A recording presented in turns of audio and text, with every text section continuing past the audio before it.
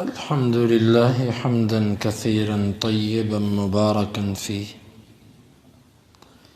اللهم صل وسلم على نبينا محمد. باب الغسل بعد الحرب والغبار. یہ باب ہے جنگ کے بعد اور غبار پڑ جانے کے بعد اس کو دھونے کے بارے میں.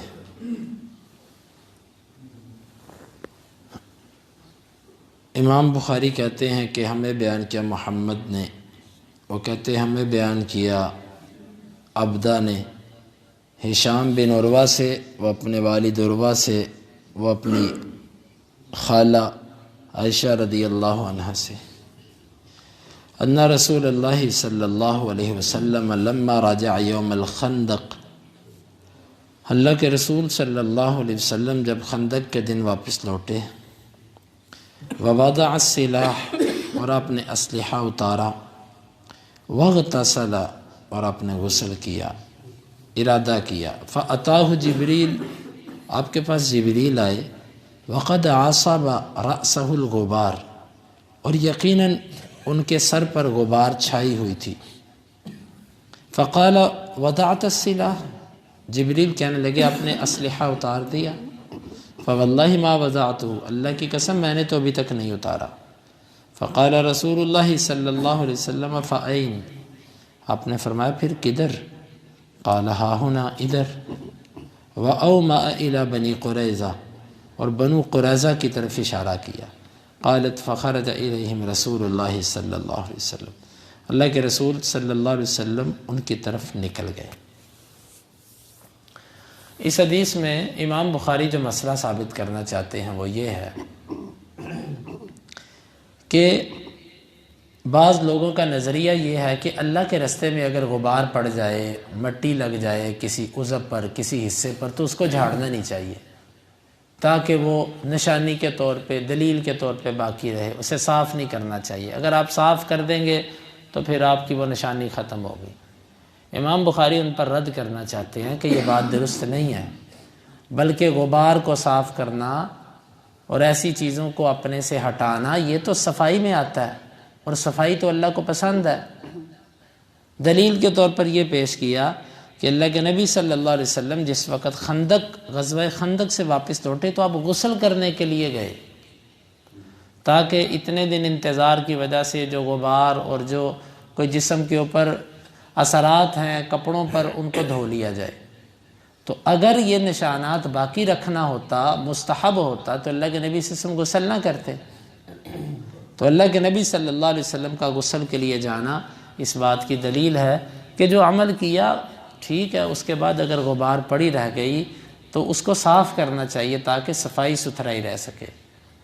اسی طرح بعض لوگ نماز پڑھتے ہیں، سجدے میں جاتے ہیں، تو سلام پھیرنے کے بعد نماز کے درمیان کی بات نہیں کرتا. نماز کے بعد اگر ماتھے پر کوئی چیز لگی ہو تو بعض اس کو نہیں جھاڑتے، صاف کرنا چاہیے.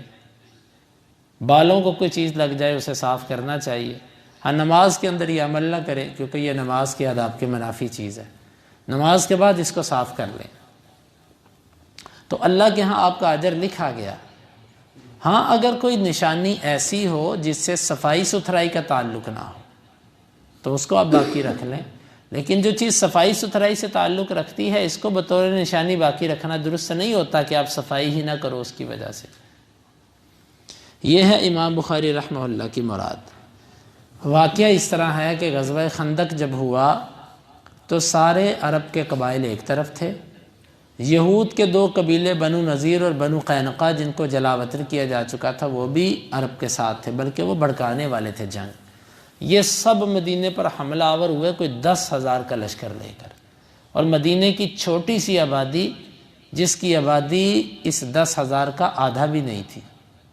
تو انہوں نے یہ چاہا کہ اس آبادی کو بس ابھی سے ختم کر دیں، کاٹ کے رکھ دیں مسلمانوں کو. تو یہاں پر 3 طرفوں سے انہوں نے روک لیا. ایک طرف پہاڑ تھے، وہ جانب ذرا محفوظ تھی، اور اسی طرف بنو قریظہ بھی تھے. بنو قریظہ یہود کا قبیلہ. تو یہودیوں نے جب مشرکین کے ساتھ مل کر حملہ کیا تو سارے تینوں طرف تو گھیر لیا انہوں نے. ایک جانب جو رہتی تھی ادھر سے کچھ لوگ آئے اور بنو قریظہ کو کہا کہ تم اپنا معاہدہ توڑ دو مسلمانوں سے. انہوں نے کہا نہیں بھائی ہم تو نہیں توڑیں گے. انہوں نے کہا توڑ دو. اتنا مجبور کیا کہ باقی قبائل کے سردار ان کے پاس آ کے بیٹھ گئے کہ تم توڑو معاہدہ، ہم تمہارے ساتھ ہیں.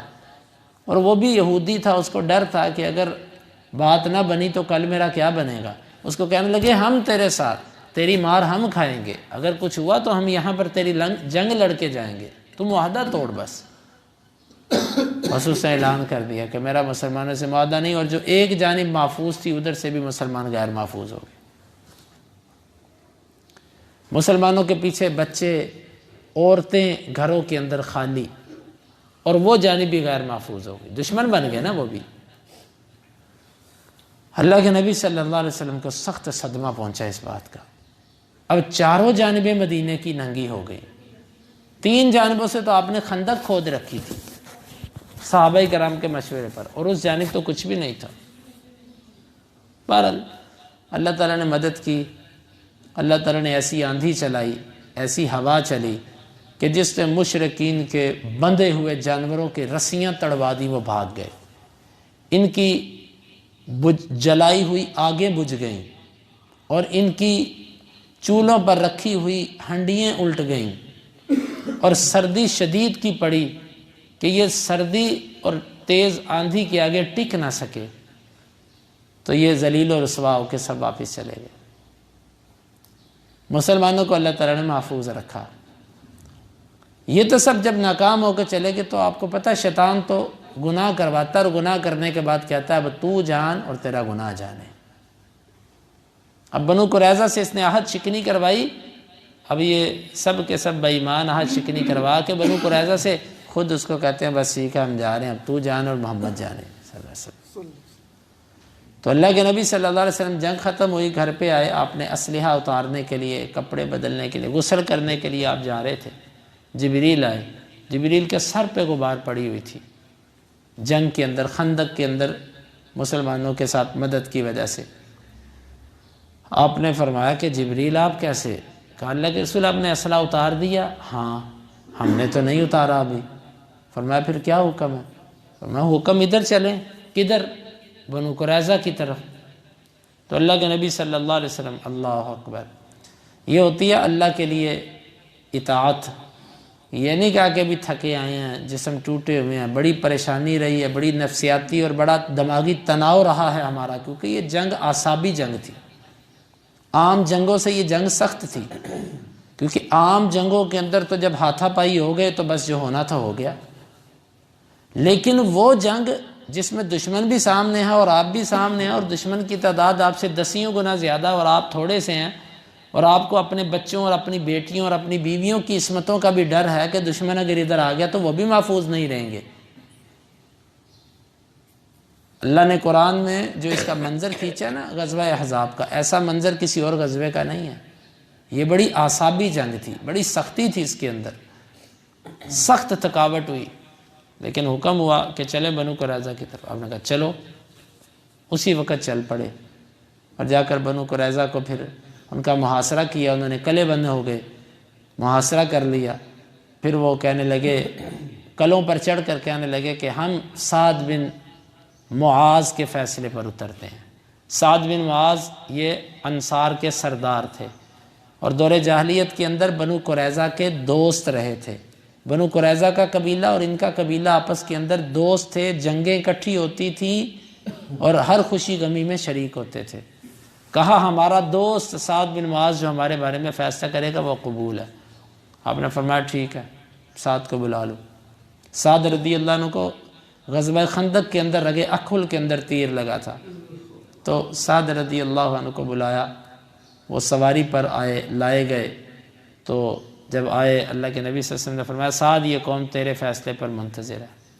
انہوں نے کہا اللہ کے رسول میرا فیصلہ نافذ ہوگا؟ فرمایا ہاں. سب پر؟ فرمایا ہاں. تو کہنے لگے کہ بس میں پھر یہ فیصلہ کرتا ہوں کہ ان کے جتنے جنگجو ہیں جو عہد شکنی کرنے والے لوگ ہیں، کیونکہ غداری کی سزا تو قتل ہے، خیانت کی سزا قتل ہے۔ دنیا کے کسی قانون کو پکڑ لیں، آج کوئی کسی ملک سے غداری کرے اس کی سزا قتل ہوتی، کوئی اپنے ملک اور آئین سے غداری کرے ملک اور آئین اس کو پھانسی دیتا ہے کہ یہ غدار تھا قوم کا، غداری کی سزا قتل ہے۔ یوں اشارہ کیا ان کے مردوں کو قتل کر دیا جائے، چنانچہ ان کے جتنے بالغ مرد تھے 600 سے اوپر تھے سب کو قتل کیا گیا، اور جو نابالغ تھے ان کو چھوڑ دیا گیا۔ کعب القرظی صحابی ہیں، وہ کہتے ہیں کہ مجھے بھی پکڑا گیا، مجھے دیکھا گیا، میرے ابھی زیر ناف بال نہیں تھے، مجھے نابالغ بچہ سمجھ کر مجھے چھوڑ دیا گیا اور باقیوں کو قتل کر دیا گیا۔ تو یہ فیصلہ تھا، جب آپ نے یہ سعد بن معاذ نے یہ فیصلہ کیا تو یہود اس پر بڑے تل ملائے کہ سعد تو نے ہمارے بارے میں کیا فیصلہ کیا؟